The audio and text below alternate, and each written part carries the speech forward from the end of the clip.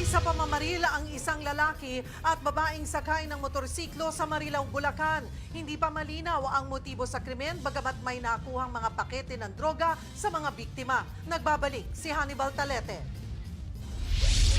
Nakahandusay at nadagana ng motorsiklo ang babae habang nakabulagta naman ang kasama niyang lalaki matapos silang pagbabarilin sa barangay Lambakin, Marilao, Bulacan.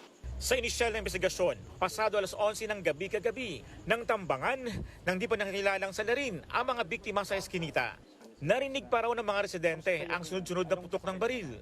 Nung biglang may sumisigaw na may bumulagta, sumili po kami. Pero hindi kami basta-basta lumapit kasi baka mamaya nandun pa yung bumaril eh. Ayon sa mga barangay official, 2 linggo pa lang na naninirahan sa lugar ang 2 biktima. Hindi po namin masyadong kilala yung mga tao na yun dahil sabi po ng mga kapitbahay, 2 linggo pa lang daw po silang nakatira dyan. Kaya hindi po namin malaman kung residente talaga dito yan o saan galing. Nakuha mula sa lalaking biktima ang isang baril na kargado ng mga bala at 38 sachet ng hininalang shabu. Tumanggi na munang magbigay ng karagdagang detalye ang Marilao Police habang iniimbestigahan pa ang posibleng motibo sa krimen. Nagkasana ng follow-up operation para matukoy ang pagkakakilanlan ng salarin.